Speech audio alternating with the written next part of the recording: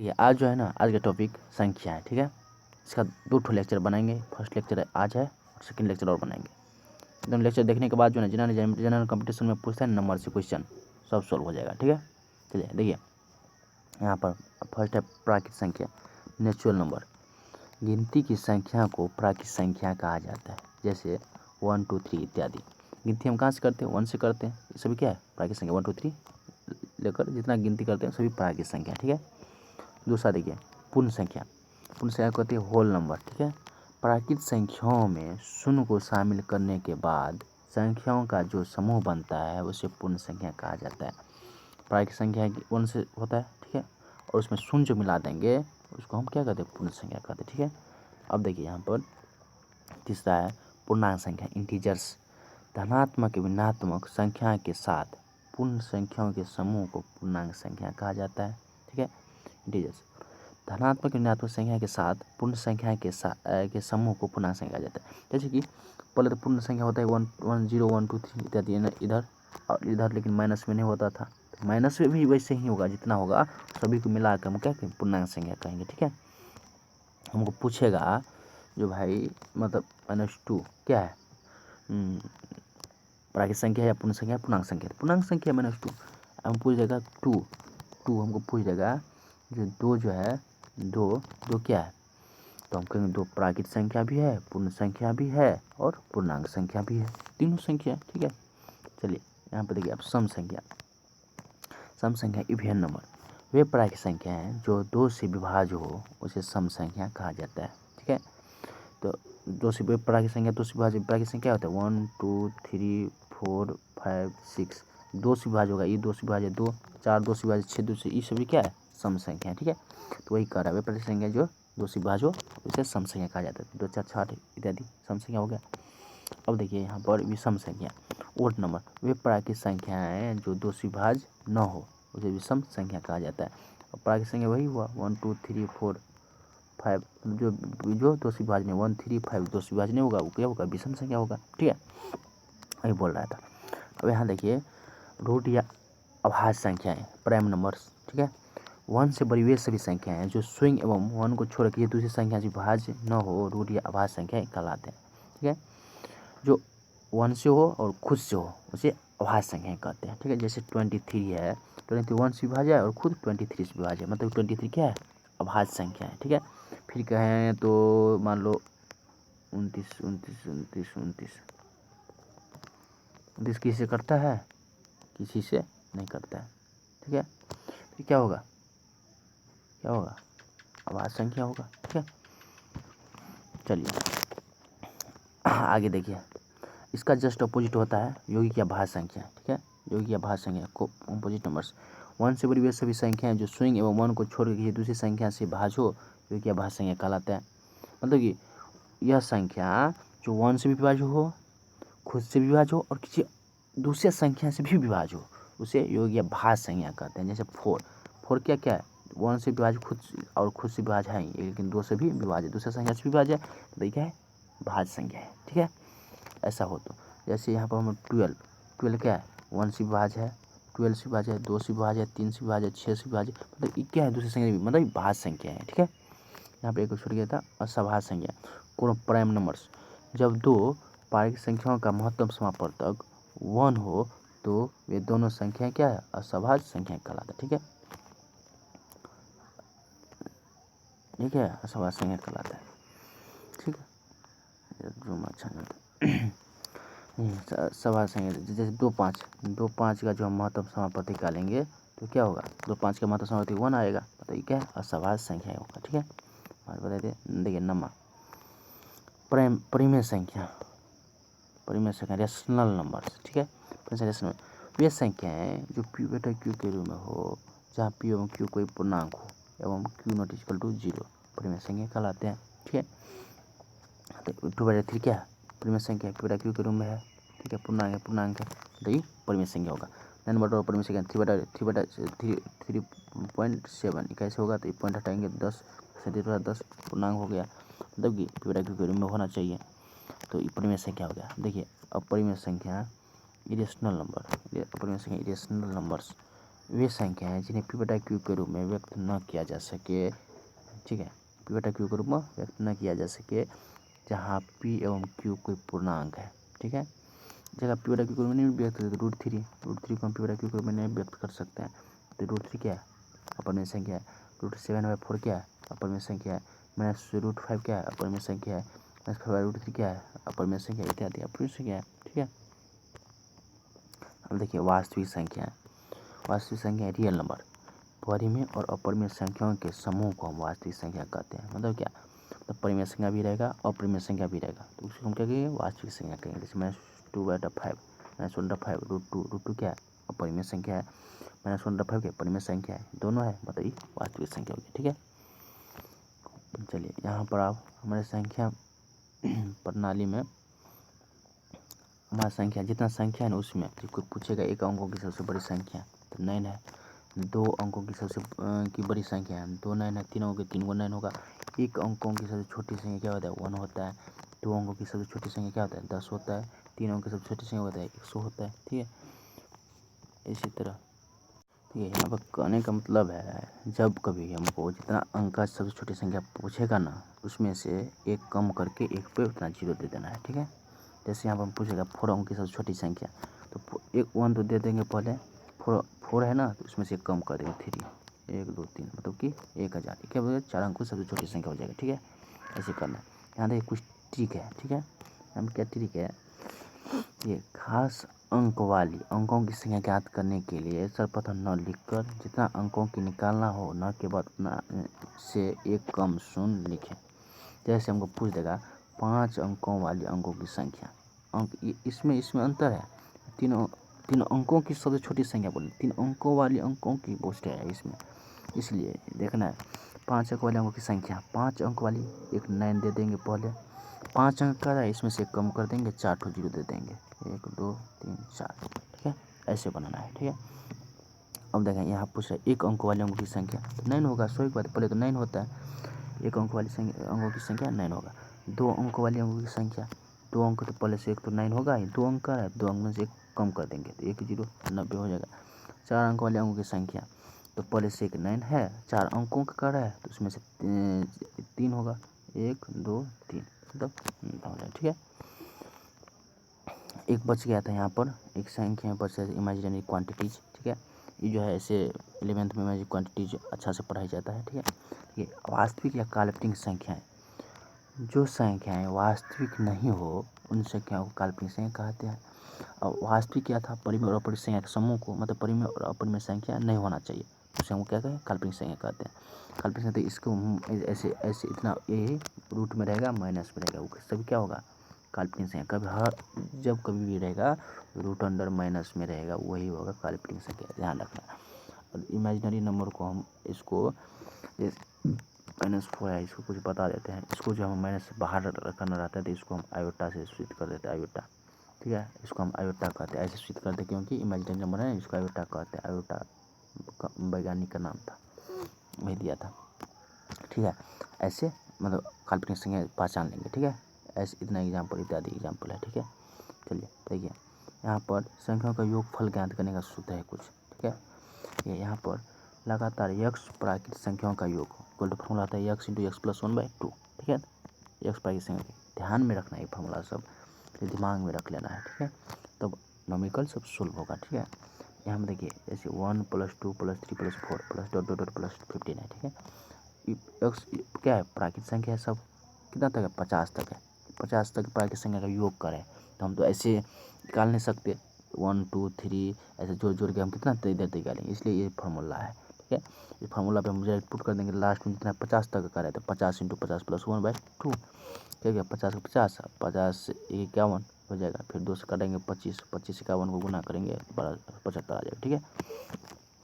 अब दूसरा कर रहा है यक्स के यन तक की पहाड़ों का योग, ठीक है, यक्स के यन तक के पहाड़ों का योग, जैसे कि x × x + 1 2 होता है फॉर्मूला। यहाँ देखिए 9 के 10 तक के पहाड़ों का योग, ठीक है, तो 9 यक्स की जगह पर 9 हो जाएगा और यन की जगह पर क्या हो जाएगा 10, यक्स 10 तक का है ना 10 हो जाएगा, फिर 9 + 1/2 कितना हो जाएगा 90 हो जाएगा, 90 कितना हो जाएगा 9 1 10 मतलब 5 तो 90 गुने 5 हो जाएगा, ठीक है। 45 450 450 हो जाएगा, ठीक। ऐसे बनाना है। ये तीसरा करें लगातार यक्स तक की प्राकृतिक संख्याओं के वर्गों का योग। पहले क्या था, सिर्फ संख्याओं का योग था, अब वर्गों का योग करें। जब भी वर्गों का योग रहेगा वो कहेगा नहीं, तो ऐसे फॉर्मूला हो जाएगा x into x plus 1 into 2x+1/6, ठीक है। अब हमको देखिए यहाँ पर दिया हुआ है, एग्जाम्पल देते गए हैं सब में, ठीक है। 1 का स्क्वायर प्लस 2 का स्क्वायर प्लस 3 का स्क्वायर प्लस डॉट प्लस 15 का स्क्वायर। अब मान लो ये फॉर्मूला नहीं रहता तो ऐसे दे देता, तो हम इसको कितना तक सोल्व करेंगे। फिर इसके बाद 4 का स्क्वायर करके जोड़ते, फिर 5 का स्क्वायर करके जोड़ते, फिर 6 का स्क्वायर करके जोड़ते, बहुत समय लग जाता। इसलिए फार्मूला है, ये फार्मूला पुट करेंगे तो कितना तक है, 15 का लास्ट है, तो एक्स की जगह 15 हो जाएगा। एक्स की जगह 15 पुट करेंगे तो 15 × 15 + 1 2 × 15 + 1/6, ठीक है। 6 हो गया। तब यहाँ पर कितना हो जाएगा, भैया 15 का 15 और 15 + 1 16 और 15 30 + 1 कितना हो जाएगा 31 31/6। फिर इसको कैसे काटेंगे हम, जैसे यहाँ से 6 कितना 8 × 6 3 कितना हो जाएगा 5 × 15, मतलब 5 × 8 × 31। इसको गुना करेंगे कितना हो जाएगा 8 × 5 = 40 40 × 40 × कितना 31। इसको गुना करेंगे तो हमको 1240 आ जाएगा, ठीक है। चलिए आगे देखिए। चौथा कर रहा है लगातार यक्स तक की प्राकृतिक संख्याओं के घनों का योग। या प्राकृतिक संख्या के घनों का योग पूछ रहा है, ठीक है। तो इसका जो है यक्स इंटू एक्स प्लस 1/2 इसका होल स्क्वायर, ठीक है, फॉर्मूला हुआ। इसको क्वेश्चन देखिए, इस टाइप का क्वेश्चन जो हमको पूछ देगा 1³ + 2³ + 3³ plus dot dot dot plus 10³। अब बताओ इसको हम क्यू करके कितना ऐड करते हैं, जो फॉर्मूला नहीं रहता तो 1³ + 2 का क्यू, फिर करते, फिर 3 का क्यू करते, ऐड करते, फिर 4 का क्यू ऐड करते, फिर 5 करते, फिर 8 करते, फिर 9 करते, कितना हार्ड हो जाता है, करते ही रह जाएंगे, तब तक समय भी ओवर हो जाएगा। इसलिए इसको फार्मूला पर जब हम पुट करेंगे तो सिंपल बन जाएगा। देखिए ना 10 का क्यू है तो 10 × 10 + 1/2 का होल स्क्वायर दिए, तो इसका पुट कर दिया। एक्स की जगह 10 है ना, एक्स की जगह 10 है, 10 10 10 + 1 11/2 कितना हो गया 5 11 5 55 55 का होल स्क्वायर कितना हो जाएगा 30 25, ठीक है। 55 का स्क्वायर 30 25 हो जाता है, ठीक है। अब देखिए यहाँ पर लगातार n तक की सम संख्याओं का योग निकालना है। n तक सम, इसको हम जो है ना क्या होता है x × x + 1, जहाँ x = n/2। इसको ऐसे भी लिख सकते थे हम डायरेक्ट n/2, और जो आपको अच्छा लगे तो ऐसे ही फॉर्मूला अधिक कर लेना n/2 + 1, ये फॉर्मूला होता है। लेकिन हम इस क्या किए n/2 को हम मान लिए x, n/2 को मान लिए x, हाँ x पुट कर दिए, थोड़ा अच्छा लग रहा था इसलिए। तो ये हो गया n तक सम संख्या का योग इंटू ये बराबर x × x + 1, जहाँ x = n/2, ठीक है। अब यहाँ पर हम लोग जो योग है, जैसे हमको ये ऐसे दे देगा सम संख्या का योग, देखेंगे 2 4 6 8 10 प्लस डॉट डॉट 20, ये सम संख्या है। इसका योग का फॉर्मूला क्या होता है, ध्यान पड़ेंगे x × x + 1, जहाँ x = n/2। तो ये जो है n है 20 n है, तो x बराबर क्या होता है n/2, 20/2 मतलब 10 हो गया। तो हमको x 10 आ गया, 10 आ गया तो हम पुट कर देंगे 10 × 10 + 1, 10 × 10 × 11 मतलब 110, ठीक है। ऐसे करना है, ठीक। चलिए छठा देखिए। छठा का रहा है लगातार n सम संख्या के योग इंटू बराबर n × n + 1, ठीक है। लगातार n सम संख्याओं का योग इक्वल टू सम संख्याओं का योग। अब ऐसे n × n + 1, ठीक है, दे दिया। जैसे यहाँ पर कह दिया है, यहाँ पर जो है यहाँ पर तो हमको दे दिया, इसमें लगातार 10 सम संख्याओं का योग बराबर रहते, ठीक है। जैसे इसमें ऐसे नहीं देता, इसको ऐसे भी कर देता, क्या करें लगातार n सम संख्याओं का योग 2 + 4 + 6 + 8 प्लस मतलब +10 इतना देगा, कहेगा इस संख्याओं का योग हम जोड़ लेंगे, अधिकतम जोड़ लेंगे 6 4 10 10 2 12 12 8 20 20 40 60 हो गया। अब देखो इसको हम ऐसे भी जोड़ेंगे, कितना था लगातार बोल रहा है, फिर हम यहाँ गलत कर रहे थे, एक चीज़ लगातार बोल रहा था। एक चीज़ हमको ध्यान में रखना है, जो लगातार बोल रहा है लगातार प्राकृतिक संख्या, ठीक है। जैसे हमको 2 4 जिस चीज़ के लेंगे ना तो 20 का कुछ लगातार लेंगे, ठीक है। जैसे हमको देखेगा 50 plus 52 plus 54 plus 56 plus 58 plus 60। इसको तो जोड़ने में हमको समय लगेगा, डायरेक्ट हम इसको काउंट कर लेंगे, कितना था क्या हुआ है, काउंट कर लेंगे, लगातार कर रहे हैं ना, तो 1 2 3 4 5 10 सम संख्याओं का योग, ठीक है। तो 1 2 3 4 5 6, ठीक है, कितना हो जाएगा 10 सम संख्याओं का योग बराबर कितना, लगातार 10 सम संख्याओं का योग लगातार। तो हम एन की जगह कितना था 50, 50 × 50 प्लस 1/2 25 इक्वल टू 25 × 50 प्लस 51, जो मल्टीप्लाई करते हैं वही हो जाएगा, ठीक है, इस टाइप का। यहाँ यही था, तो लगातार 10 सम संख्या योग होते 10 × 10 प्लस 1 हो जाएगा, क्योंकि यहाँ एन की जगह पर 10 है, 10 × 10 प्लस 1/110, ठीक है। यहाँ पर 7वां है, लगातार n विषम संख्याओं का योग इक्वल टू n स्क्वायर होता है। तो लगातार 5 विषम संख्याओं का योग दे देगा, पूछेगा इसे, लगातार 5 विषम संख्याओं का योग इक्वल टू 5 का स्क्वायर 25, ठीक है। जैसे हमको दे देगा क्या, विषम संख्या 1 3 5 7 4 को दिया, ठीक है। इसका विषम संख्या का योग निकालिए, देखिए एक बार ट्राई कर देखते हैं। 5 3 8 1 9 9 7 9 हुआ 16, ठीक है। अब देखते 4 हुआ, 4 × 4 प्लस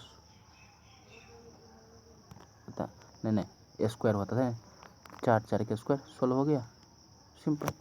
वैसे करो चाहे वैसे करो, 4 के स्क्वायर सिंपल। अब देखिए यहाँ पर 8वां है, लगातार n तक विषम संख्याओं का योग n + 1/2 का होल स्क्वायर, फॉर्मूला होता है n + 1/2 का होल स्क्वायर। जैसे यहाँ नॉमरिकल दे दिए 1 + 3 + 5 + 7 + 15। पहले हम क्वेश्चन देखेंगे साला ये कौन सा है, तो विषम संख्या है, विषम संख्या का योग तो हम देखेंगे, ध्यान पड़ेंगे n तक विषम संख्या का योग का फॉर्मूला क्या होता है, तो ये n + 1/2 का होल स्क्वायर फॉर्मूला होता है। अब देखेंगे 15 है n प्लस तो 15 + 1/2 का होल स्क्वायर, ठीक है, कितना हो गया 8 का स्क्वायर, 15 1 16 16/2 हो जाएगा, 16/2 मतलब 8 8 का स्क्वायर कितना हो जाएगा 16, ठीक है, नहीं 8 का स्क्वायर कितना हो जाएगा, सॉरी 16 नहीं 8 8 64 64 हो जाएगा, ठीक है, बन गया। अब देखिए नमा एक है, नमाकर है, किसी ऐसी श्रेणी जिसकी 2 क्रमागत पदों का अंतर समान हो तो उनका योग बराबर फॉर्मूला जो होता है। जैसे मतलब 2 क्रमागत, देखिए 7 3 10 10 3 13 13 3 16, मतलब इसमें सब में क्या है अंतर सेम है ना, तब ये फार्मूला हम लगाएंगे, ऐसे जिसका 2 क्रमागत पदों का अंतर समान हो तो उसका योग बराबर फॉर्मूला क्या, पदों की संख्या, मतलब क्या पद है उसका, मतलब पहला पद प्लस अंतिम पद बटा 2, ठीक है, ये फार्मूला ध्यान रखना है। तो यहाँ पर हम देखते हैं, यहाँ पर 7 + 10 + 13 + 16 + 19 है, योग निकालना है।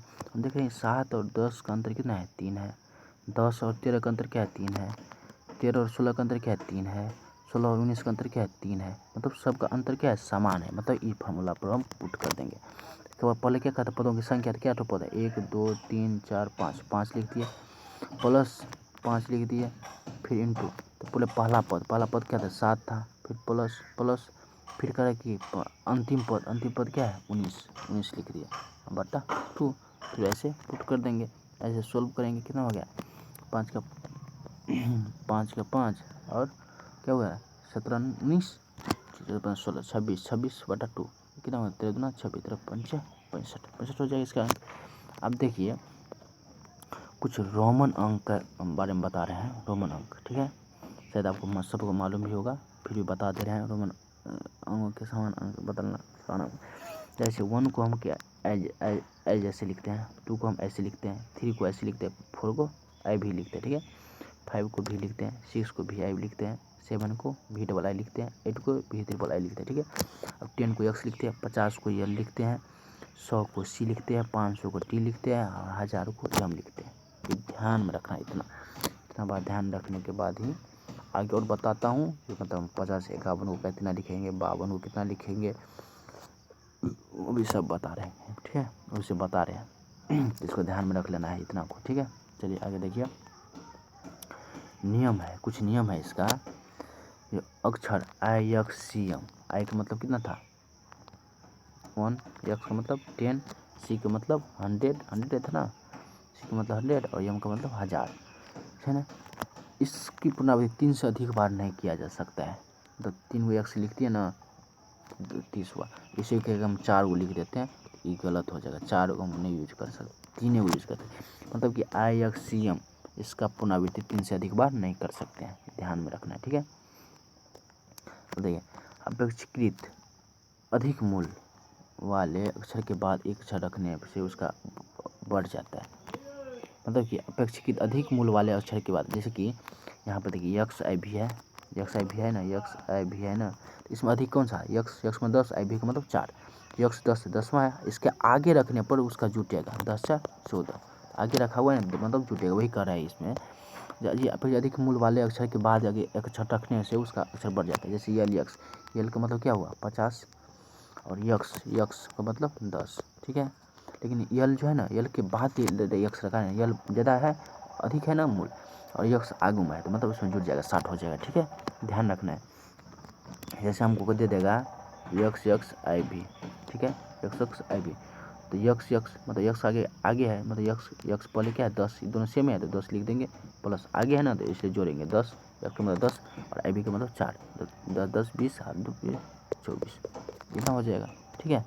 ऐसे ही बनाना। देखिए तीसरा, देखिए तीसरा कर रहा है, अधिक मूल वाले अक्षर से पहले कोई अक्षर रखने पर उनका मूल घट जाता है। मतलब कि अधिक जो मूल कोई है उसके पहले जो रखा गया है तो उसका जो है मान घट जाता है। जैसे IX है, IX है, यहाँ अधिक मूल क्या है, यक्स है, यक्स कितना है 10, और आई पहले है तो माइनस, आई का मतलब 1 होता है, माइनस हो जाएगा, मतलब कि 9 हो जाएगा। इसी को हम XI दे देते हैं, कितना यक्स का मतलब 10, आगे में है ना, आगे में है तो 1 जुट जाता है, 11 हो जाता है, ठीक है। इसमें IX है, इसमें XI है तो 11, IX है तो 9 हो जाएगा, ठीक है। तो इसी तरह जैसे YXC है, YXC, इसमें बड़ा कौन सा है, C है, C का मतलब कितना होता है 100, यक्स पहले है मतलब माइनस है, माइनस यक्स मतलब 10 मतलब 90, YXC का मतलब क्या हुआ 90 हो गया, ठीक है, ध्यान रखना है। अब यहाँ पर देखिए, किसी अक्षर के ऊपर एक डैश चिन्ह लगाने पर उसके मूल में 1000 गुना वृद्धि हो जाता है, ध्यान रखना है। अजी कोई दे दिया आई भी दे दिया, इसके ऊपर डैश लगा दिया तो मतलब इसमें 1000 से गुना हो जाएगा, यही बोल रहा है इसमें। जैसे हम इसमें दिया हुआ है यक्स डैश, तो यक्स गुने 1000, तो इतना, एम पे 1000 गुना 1000 इतना हो गया, ठीक है, पी पे इतना 1000 दे दिया, ठीक है, ध्यान रखना है।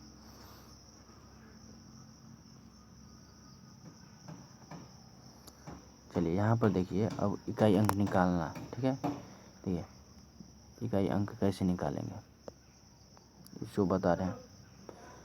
इकाई अंक निकालना, यदि नियम है, यदि किसी संख्या की इकाई अंक 0 1 5 या 6 में से कोई एक हो तो उस संख्या का घात कुछ भी क्यों न हो, सरल करने पर इकाई अंक अपरिवर्तित रहता है। मतलब इसका कहने का मतलब है 125 है ना, जैसे 125, इसका जो है पावर 32 है, इकाई स्थान पर यदि 0 1 5 6 में से कुछ भी रहे, उसका पावर कुछ और काहे ना रहे, उसका इकाई स्थान सेम रहेगा, ठीक है। 5 सिंपल तरीका था समझने। जैसे 146 लास्ट में क्या है 6 है, मतलब 6 इकाई स्थान पर 6 होगा, ठीक है। चल देखिए यहाँ पर दूसरा है, कर रहा है, यदि किसी संख्या का घात n हो तो इकाई अंक ज्ञात करने के लिए n को 4 से विभाजित करने पर जो शेषफल आएगा वह शेषफल को उस संख्या के इकाई अंक पर घात करेंगे। जैसे कि इतना दिया हुआ है, इसमें तो ये नहीं है, ऊपर का 0 2 0 5 ये सब तो नहीं है, 7 है, तो इसके अंक तो 143 है। ऐसे तरह रहे तो इससे 53 को पहले 4 से डिवाइड करेंगे, जैसे डिवाइड करेंगे तो शेषफल हमको जो आएगा शेषफल 1 आ जाएगा, ठीक है। शेषफल 1 आएगा, शेषफल 1 आएगा तो उस शेषफल 1 जो आएगा तो एक से शेषफल 1 आएगा तो लास्ट इकाई स्थान के पावर को हम एक उसके पावर दे देंगे, तो कितना 7 हो जाएगा, ठीक है। जैसे यहाँ पर देखिए, अभी 2 टाइप का क्वेश्चन पूछ देता है, ठीक है, इस टाइप का भी क्वेश्चन पूछ देता है, इतना इतना के गुणनफल में इकाई का अंक क्या होगा गुणनफल को, तो पहले इसका करेंगे 6 4 से बड़ा है तो इसमें 4 से भाग देंगे, 4 से भागने से 2 आ जाएगा, लास्ट का इकाई का स्थान का स्क्वायर कर देंगे तो 9 आ जाएगा, फिर इकाई स्थान 9 हो गया, फिर इसमें 124 है, 7 से भाग कर 4 से भाग देंगे 3 आ गया, 4 को स्क्वायर करेंगे, 4 का क्यू करेंगे, इकाई का स्थान कितना हो जाएगा 64 आ जाएगा, 64 में इकाई का स्थान क्या था 4 था, 4 हो जाएगा, ठीक है, 4 हो जाएगा। अब दोनों को मल्टीप्लाई करेंगे, अब दोनों को 9 चुका 36, 36 के इकाई स्थान क्या है 6 है, मतलब इसका दोनों का गुणनफल की इकाई का स्थान क्या होगा 6 हो जाएगा, ठीक है। यहाँ पर आप देखिए नोट में कुछ है, यदि x भाग में भाग देंगे 4 से पर 0 आ गया हो तो इकाई का घात 4 रखा जाता है, ना कि 0। ठीक है, जैसे इतना एग्जाम्पल है, इसे 444 में 444 में जब हम भाग देंगे 4 से तो हमको शेषफल क्या है 0 आ जाएगा। 0 आने का मतलब ये नहीं जब उसके पावर में हम लास्ट में जैसे 130 है ना, इसके पावर को हम मतलब 3 को पावर 0 देंगे, नहीं इसका गलत होगा, 3 का पावर 4 देंगे। तो 3 का पावर 4 देंगे, जो इकाई का स्थान पाएगा वही होगा, क्या होगा 3 न करना 27, कितना होगा 3 न करना 27, 27 होगा, 27 लास्ट में 7 होगा, यहाँ सारी गलती हो गया था, 27 होगा। ठीक है, चलिए आज के लिए इतना ही। आगे का मतलब और लेक्चर में मतलब ये पूरे न्यूमेरिकल सॉल्व करवाएंगे और भी बहुत सा क्वेश्चन है। ठीक है, चलिए, थैंक यू।